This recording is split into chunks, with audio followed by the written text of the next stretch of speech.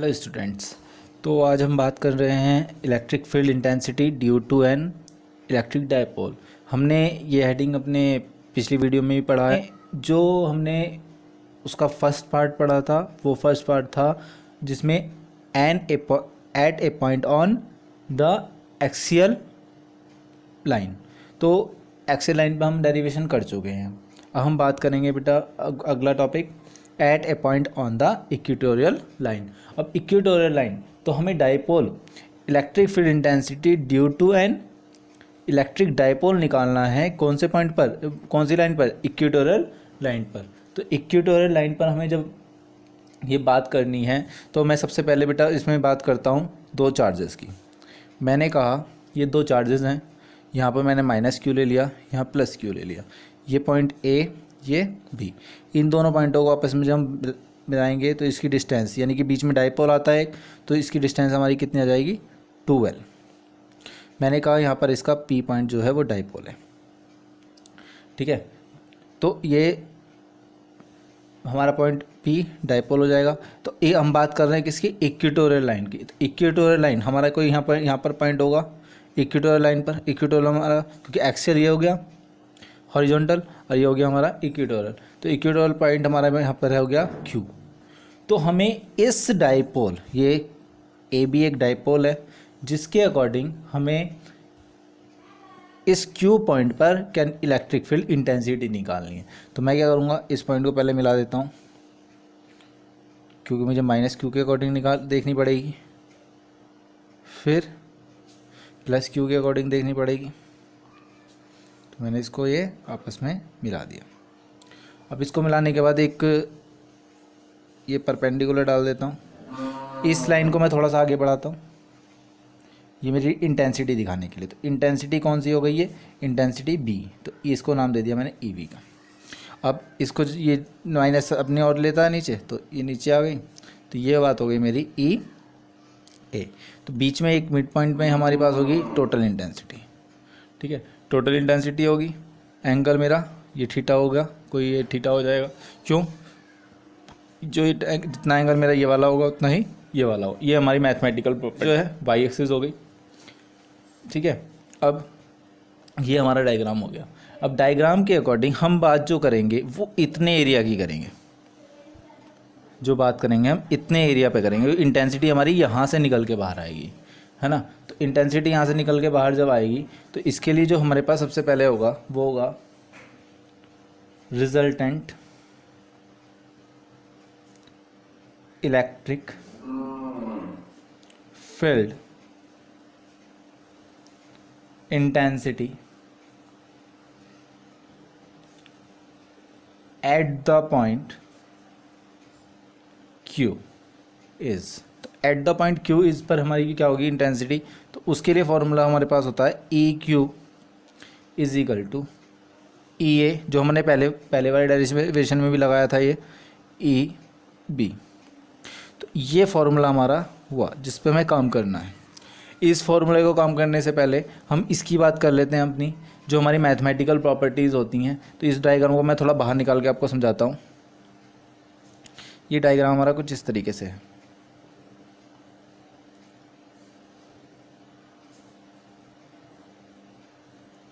ये एंगल मेरा थीटा, ये थीटा, ठीक है। इसको मैं वेक्टर फॉर्म में दिखा दूंगा। तो वेक्टर फॉर्म में ये वाला हमारा इक्वेटोरियल हॉरिजॉन्टल, तो ये हमारे जो मैथमेटिक अकॉर्डिंग हमारे पास जो ये होते हैं, ये साइन थीटा एंगल कहलाता है, ये थीटा। अब ये जब साइन थीटा होगा तो इधर की साइड के जो एंगल होंगे वो क्या होंगे? Cos theta. तो ये वाला जो एंगल होगा हमारा वो हो जाएगा ई बीच, इसके according E B cos theta, और ये वाला हो जाएगा ई ए कॉस थीटा। ये मैंने पहले निकाल के लिख लिए क्योंकि इसकी ज़रूरत हमें आगे डेरिवेशन में पड़ सकती है। तो ई बी, ठीक है। अब आगे देखते हैं। तो मेरे लिए सबसे पहले मैं इंटेंसिटी निकालता हूँ ई ए, ये वाली इंटेंसिटी। तो इसके इंटेंसिटी के लिए अब ये यहाँ पर जो बात करेंगे हम, ऊपर की दोनों हमारी क्या है? डिस्टेंस जो है सारी हॉरिजॉन्टल प्लस, ऊपर की तरफ जो होते हैं इक्वेटोरियल में होते हैं वो सारे प्लस होते हैं। तो ई ई ए के अकॉर्डिंग जब हम बात करेंगे तो मेरे पास इंटेंसिटी का फॉर्मूला होता है 1/4πε0 क्यू अपॉन, तो यहाँ होगा डिस्टेंस कितनी है यहाँ से, तो बात करेंगे यहाँ से लेके यहाँ तक, ये ठीक है, मुझे डिस्टेंस चाहिए ये वाली। तो इस डिस्टेंस को निकालने के लिए थोड़ा सा मैं रफ में इधर आता हूँ अभी। तो यहाँ से यहाँ तक डिस्टेंस मेरी L और यहाँ से लेके यहाँ तक डिस्टेंस मैंने मान ली R। तो पाइथागोरस के अकॉर्डिंग यहाँ से क्या हो जाएगी, तो मैं एक ये चीज़ ए पी का स्क्वायर प्लस पी क्यू का square is equal to A Q का स्क्वायर। तो यहाँ से L का स्क्वायर प्लस R का स्क्वायर इज इक्वल टू कितना हो जाएगा मेरे पास, ए क्यू का square.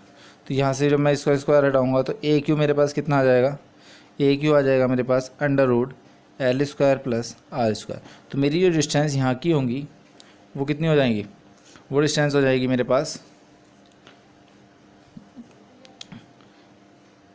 L square plus R square, और यहाँ पर भी डिस्टेंस क्या हो जाएगी, L square plus R square.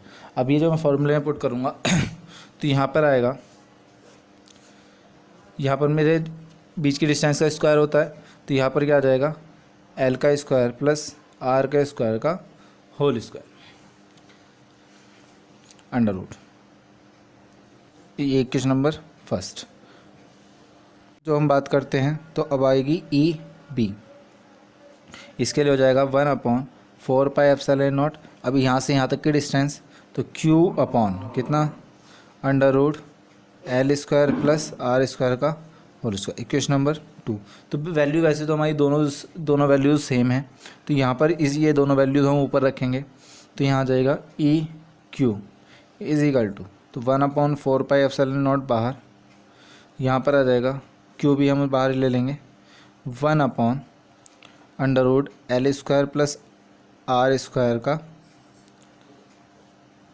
Whole square plus 1/L square plus R square का अंडर रूट का होल स्क्वायर। स्क्वायर से अंडर रूट, स्क्वायर से अंडर रूट कटेगा, तो हमारे पास आएगा E Q is equal to Q upon 4πε0 1/L square plus R square plus 1/L square plus R square. जब मैं इसका एलसीएम लूँगा तो यहाँ पर आ जाएगा E Q is equal to, यहाँ पर आएगा 1/4πε0 आएगा L square plus R square और 1/1 प्लस कितने हो जाएंगे 2। तो ये वैल्यूज़ आई, ये इक्वेशन नंबर हमारी 3। तो हमारे पास जो होता है कि क्या हुआ, the vector A cos theta and BE EV cos theta are acting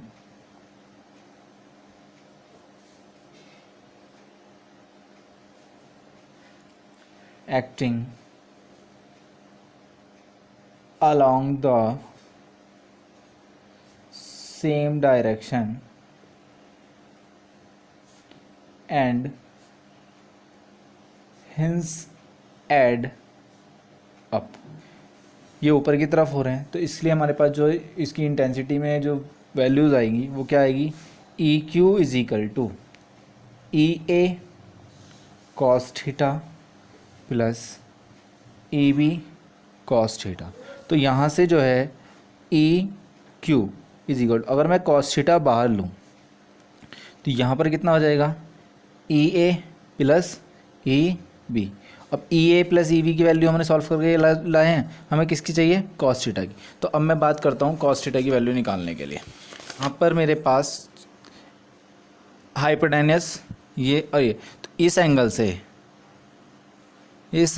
से मैं कॉस थीटा की वैल्यू निकालूँ, तो कॉस थीटा की वैल्यू मेरे पास क्या आती है, बेस अपॉन हाइपोटेन्यूस। तो यहाँ पर मेरे पास कॉस थीटा की वैल्यू आएगी, cos theta is equal to L upon under root R square plus L square.